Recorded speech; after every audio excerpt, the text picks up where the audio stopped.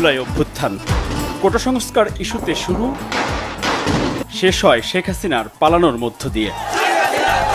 শেখ হাসিনার টানা চতুর্থ মেয়াদে ১৬ বছরের অপশাসনে ক্ষমতা আঁকড়ে থাকা অপকৌশলে ৩টি বিতর্কিত নির্বাচনে ভোটাধিকার বঞ্চিত দেশের বেশিরভাগ মানুষ। ক্ষোভ বাড়তে থাকে দিনকে দিন। সেই ঘৃণা ক্ষোভ চূড়ান্ত রূপ পায় ২০২৪-এর জুলাই মাসে।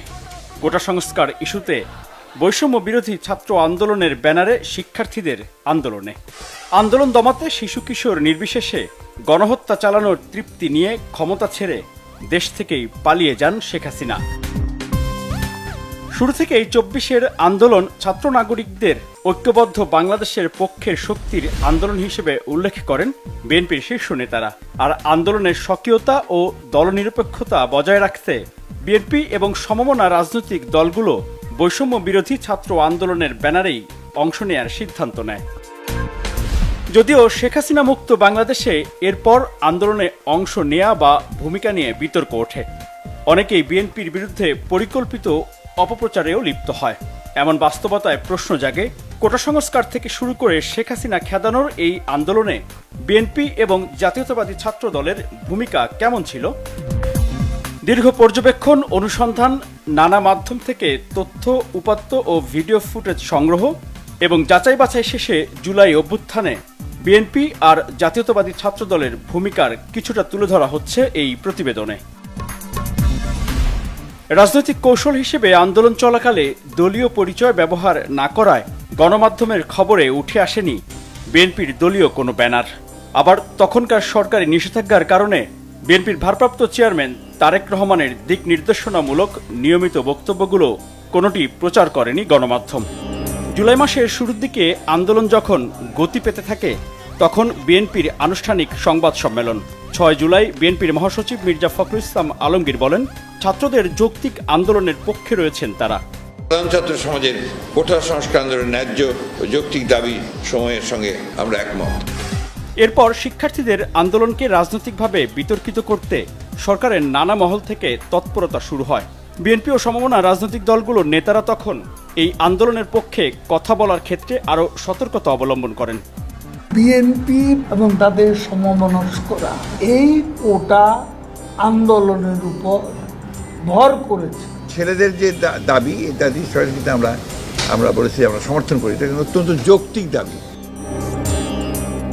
১১ জুলাই ২০২৪ নয়াপল্টনে জাতীয়তাবাদী ছাত্র দলের সংবাদ সম্মেলনে সভাপতি রাকিবুল ইসলাম রাকিব ও সাধারণ সম্পাদক নাসির উদ্দিন নাসির আন্দোলনে তাদের অবস্থান তুলে ধরেন।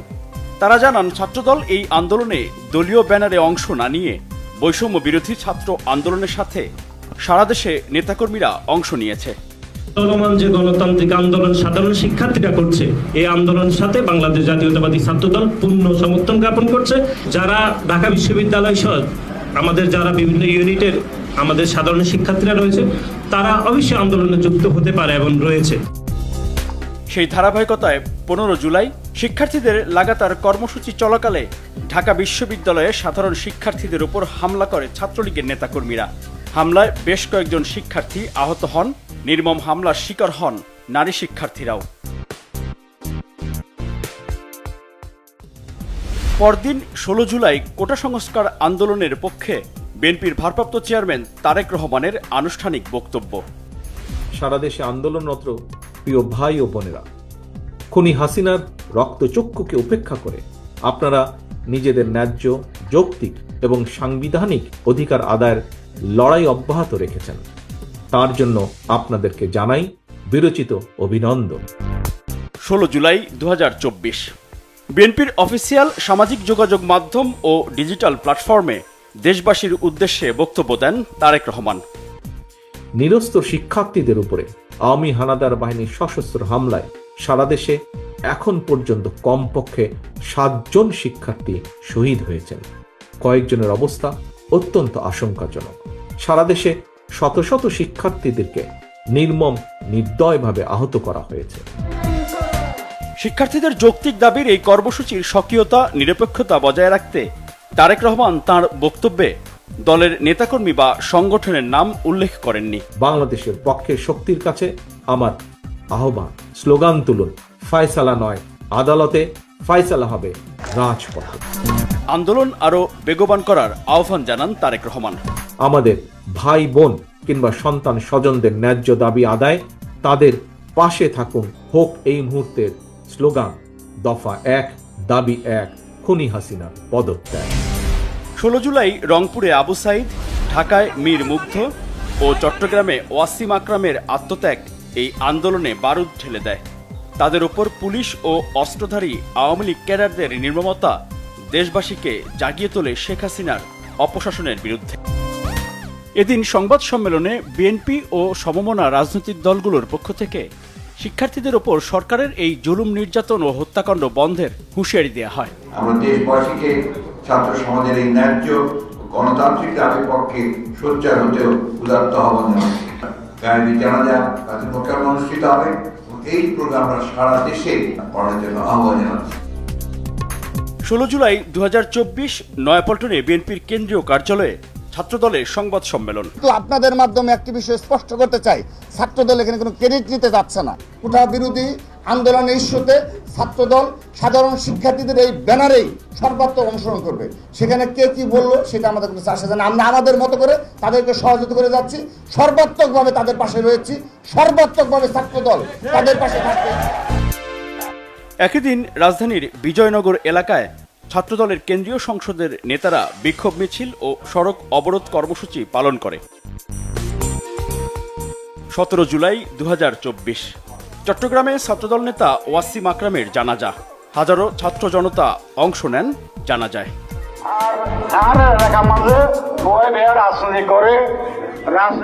17 জুলাই রাজধানীর বায়তুল মোকাররম জাতীয় মসজিদে গায়েবানা জানাজায় অংশ নেন বিএনপি ও সমমনা দলগুলোর শীর্ষ নেতারা।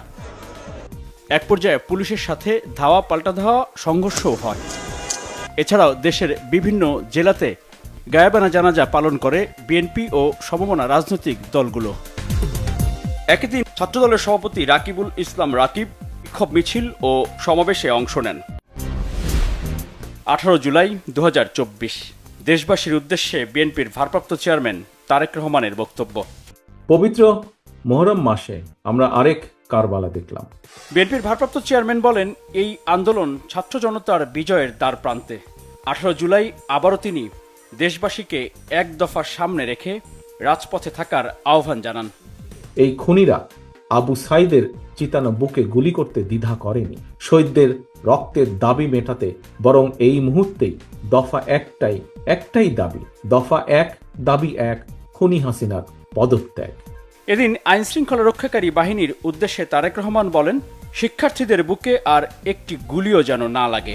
একজন মুক্তিযোদ্ধার সন্তান হিসাবে, একজন সামরিক কর্মকর্তার সন্তান হিসাবে আমি সেনাবাহিনী এবং বিজেপি উদ্দেশ্যে একটি কথা বলতে চাই। দেশের আপামর জনসাধারণ কিংবা আন্দোলনকারী ছাত্রছাত্রীরা আপনাদের শত্রু নয়। সুতরাং নিজেকে যদি দেশপ্রেমিক মনে করেন, যদি আত্মমর্যাদা উপলব্ধি করেন, পারলে তাহলে অরক্ষিত সীমান্তে গিয়ে সাহসের পরিচয় দিন। আমি পরিষ্কারভাবে বলতে চাই, ছাত্রছাত্রীদের বুকে আর একটি গুলিও চালাবেন না।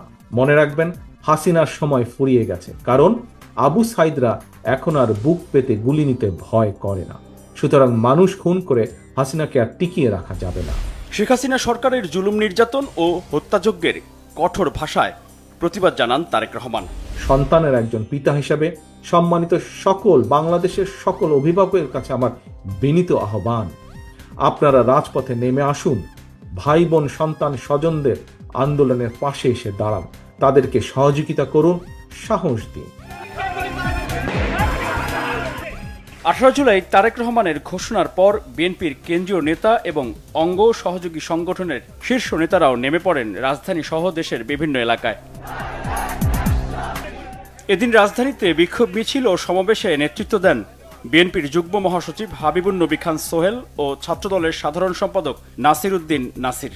তারা বলেন, তারেক রহমান আন্দোলনে সমর্থন দেয়ায় বিজয় হওয়া পর্যন্ত রাজপথে শিক্ষার্থীদের পাশে থাকবেন বিএনপির নেতাকর্মীরা।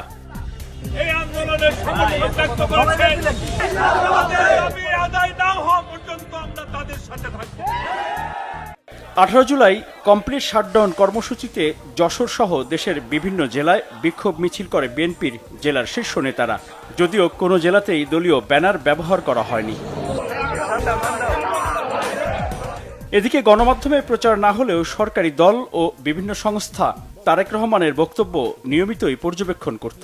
এমনকি আওয়ামী লীগ ও ছাত্রলীগের সাংগঠনিক বৈঠকেও তারেক রহমানের দিক নির্দেশনামূলক ভাষণ গুরুত্ব দিয়ে পর্যবেক্ষণ করা হতো। ঢাকা বিশ্ববিদ্যালয়ে তখনকার ছাত্রলীগ সভাপতি গণমাধ্যমে কথা বলার এক পর্যায়ে তাদের নজরদারির কথা ফাঁস করে দেন। এখানে সাধারণ শিক্ষার্থী না ছাত্রদলের কর্মী। আপনি বলতেছেন সাধারণ শিক্ষার্থী, আমি বলতেছি এগুলো স্ট্রাইকের কর্মী। তারা প্রতিদিন 5,000 করে লোকজন এই আন্দোলনে পাঠায়। এখন তারিখ যে আপনি আহ্বান জানাইছে, আপনারা তো এটা ফলো করে বলেন নাই। তারিখ যে আহ্বান জানাইলে কি ছাত্রদলের নেতাকর্মী আসবে না? তারেক রহমানের কঠোর হুঁশিয়ারি দেওয়া বক্তব্য দিনে দিনেই বিএনপির verified YouTube channel, Facebook page সহ সামাজিক যোগাযোগ মাধ্যমে মিলিয়ন ভিউ ও শেয়ার হতে থাকে। আর এমন বাস্তবতায় শেখ হাসিনার নির্দেশে ইন্টারনেট সেবা বন্ধের সিদ্ধান্ত নেওয়া হয়। বিএনপি নেতাদের গতিবিধি কঠোর নজরদারিতে আনেন তারা। 19 জুলাই জাতীয় প্রেস ক্লাব থেকে পেশাজীবীদের একটি অনুষ্ঠানে যোগ দেওয়ার সময় বিএনপির সিনিয়র যুগ্ম মহাসচিব রুহুল কবির রিজভীকে আটক করে পুলিশ।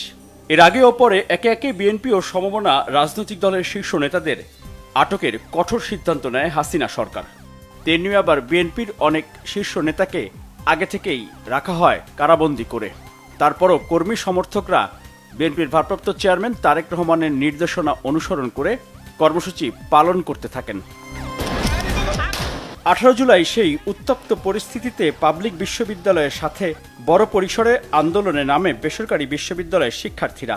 বেসরকারি বিশ্ববিদ্যালয়ের শাখা ছাত্রদল নেতারা সাধারণ শিক্ষার্থীদের ব্যানারে কর্মসূচিতে সর্বাত্মক অংশ নিতে দেখা গেছে। পরবর্তী দিনগুলোতেও বেসরকারি বিশ্ববিদ্যালয় এলাকাগুলোতে এক প্রকার নাকানি চুবানি খেতে হয় আইন শৃঙ্খলা রক্ষাকারী বাহিনীকে। প্রবাসী বাংলাদেশি ভাই ও বোনেরা, 19 জুলাই 2024 ইন্টারনেট বন্ধ করা হলেও প্রবাসীদের উদ্দেশ্যে তারেক রহমানের ভিডিও বার্তা। বাংলাদেশকে যোগাযোগ বিচ্ছিন্ন করার বিষয়ে দেশ বিদেশে জনমত গঠনের আহ্বান জানান তারেক রহমান। আপনারা যারা যে দেশে রয়েছেন, সে দেশের সরকার, সংশ্লিষ্ট কর্তৃপক্ষ এবং মানবাধিকার সংগঠনের কাছে বাংলাদেশের বিরাজমান ভয়াবহ পরিস্থিতির কথা তুলে ধরুন। 19 জুলাই ব্যাপক সংঘাত চলে দিনভর। সেই বাস্তবতায় বৈষম্য বিরোধী ছাত্র আন্দোলনের সমন্বয়ক সার্জিস আলম, হাসনাত আবদুল্লাহ সহ অন্যরা আন্দোলনে সংঘর্ষ সহিংসতার দায় না নেয়ার ঘোষণা দেন। আমাদের এই ব্যানারটিকে ব্যবহার করে কেউ যদি আসলে তার রাজনৈতিক উদ্দেশ্য হাসিলের চেষ্টা করে, চেষ্টা না অপচেষ্টা করে, এবং সেটাকে কাজে লাগিয়ে আসলে জ্বালা পোড়া ভাঙচুর কিংবা এই সহিংসতাগুলো করে, সেটাকে আমরা কখনোই সমর্থন করি না। সে দায় তাদের। তখন ছাত্র জনতার মধ্যে বিভ্রান্তি ছড়িয়ে পড়লে ছাত্রদলের কেন্দ্রীয় নেতারা আরও সংগঠিত হয়ে রাজপথে অবস্থান নেয়। ঢাকার প্রবেশপথে ভাগ হয়ে কেন্দ্রীয় শীর্ষ নেতারা অংশ নেন ও দিক নির্দেশনা দেন সাধারণ ছাত্র জনতাকে। সেই সময় যাত্রাবাড়ি শনিরাখড়া রায়েরবাগ এলাকায় ছাত্রদলের কেন্দ্রীয় সভাপতি রাকিবুল ইসলাম রাকিবকে একাধিক মিছিলে অংশ নিতে দেখা গেছে। টানা কয়েকদিন ওই এলাকায় স্থানীয় ছাত্রদল নেতাদের নিয়ে কর্মসূচির নেতৃত্ব দেন রাকিব। এক পর্যায়ে গুলিবিদ্ধ হলেও অল্পতে প্রাণে রক্ষা পান তিনি। ইন্টারনেট বন্ধ থাকায় স্থানীয় মসজিদের মাইকে ঘোষণা দিয়ে এলাকাবাসীকে ছাত্রদের পাশে থাকার আহ্বান জানানোর একটি ভিডিও বিশ্লেষণে দেখা গেছে তিনি ডেমরা থানা ছাত্রদলের আহ্বায়ক মাসুদ রানা। ছাত্রদল সভাপতি রাকিবের সঙ্গে ওই এলাকায় ছাত্র জনতাকে ঐক্যবদ্ধ করে কর্মসূচি পালন করতে দেখা গেছে মাসুদ রানাকে। একাধিক ভিডিও ফুটেজ বিশ্লেষণে দেখা গেছে পুলিশ ও আওয়ামী লীগের অস্ত্রধারীদের সামনাসামনি একাধিকবার কর্মসূচিতে নেতৃত্ব দিচ্ছেন ছাত্রদলের সাধারণ সম্পাদক নাসির উদ্দিন নাসির। এর মধ্যে রাজধানী সহ সারা দেশে চলে গণগ্রেপ্তার। ঢাকার আদালতের একটি দৃশ্য দেশবাসীকে নাড়িয়ে দেয়।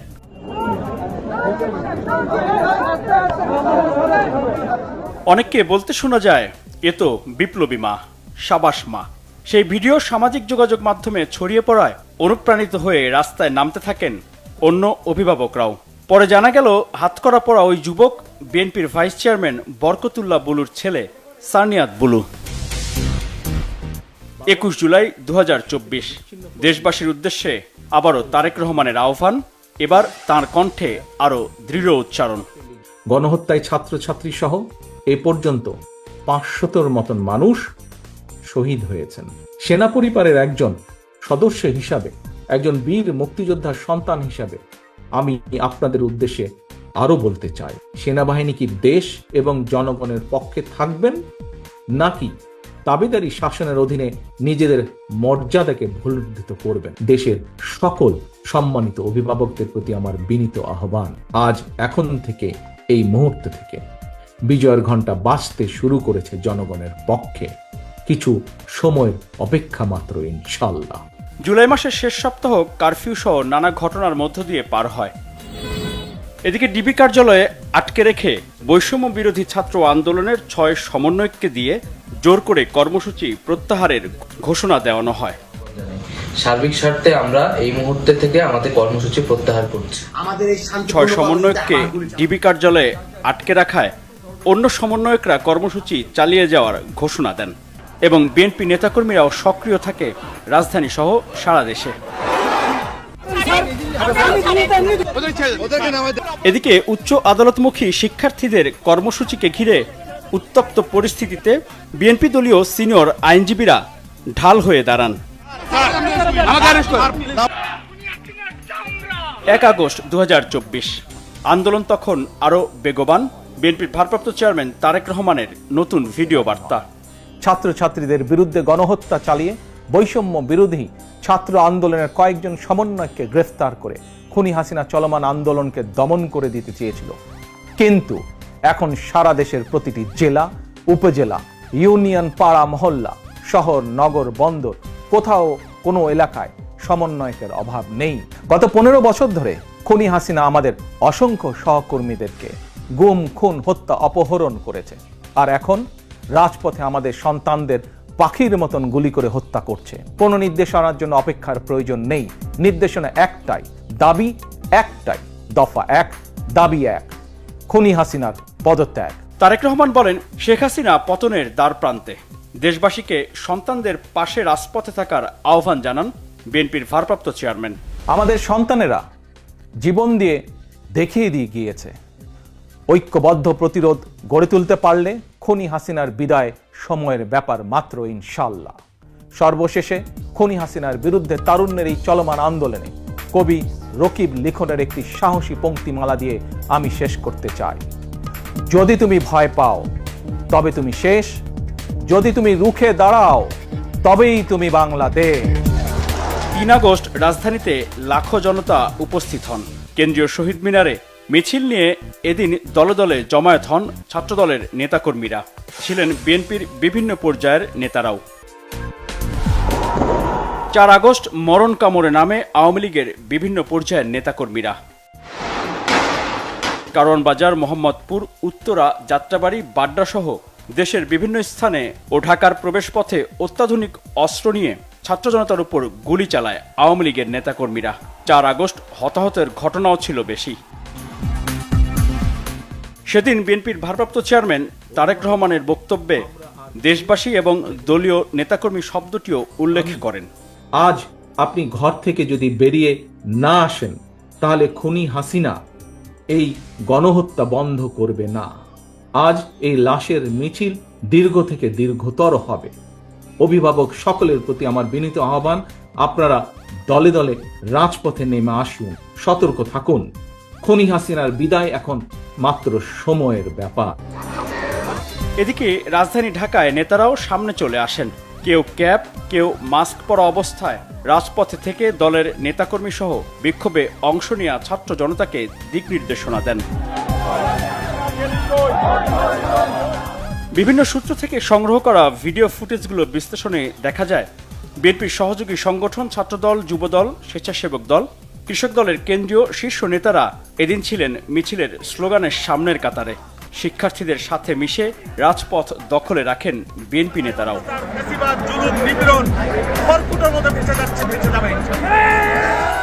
ঢাকার বাইরেও বিএনপির কেন্দ্রীয় ও জেলার নেতারা সামনের কাতারে থেকে মিছিলে অংশ নেন। চট্টগ্রাম, কুমিল্লা, যশোর, নড়াইল, মানিকগঞ্জ, নারায়ণগঞ্জ, লক্ষ্মীপুর সহ বিভিন্ন জেলা থেকে পাওয়া ভিডিও ফুটেজে দেখা গেছে বিএনপির নেতারা ছাত্র জনতার মিছিল লেখা ব্যানারে অংশ নেন কর্মসূচিতে। 5 আগস্ট 2024। ঢাকার রাস্তা তখন লাখো জনতার দখলে। এমন সময় বিএনপির ভারপ্রাপ্ত চেয়ারম্যান তারেক রহমানের ভিডিও বার্তায় চোখে মুখে বিজয়ের উচ্ছ্বাস। 6000 মাইল দূরে থেকেও তিনি যেন আছেন প্রিয় মাতৃভূমি বিজয়ী ছাত্র জনতার সাথেই। হাজারো শহীদের প্রাণের বিনিময় জনতার ঐতিহাসিক এই বিপ্লবের মধ্যে দিয়ে গণহত্যাকারী খুনি হাসিনার পতন হয়েছে। বিশাল এই বিজয়ের পুরো কৃতিত্ব দেন তিনি ছাত্র জনতাকেই। নিজ দল বা সমমনা দলের নেতাকর্মীদের কোনো কৃতিত্ব নেননি বিএনপির ভারপ্রাপ্ত চেয়ারম্যান তারেক রহমান। গৌরবজনক এই ঐতিহাসিক মুহূর্তে বাংলাদেশের সাহসী ছাত্র জনতাকে বিরচিত অভিনন্দন।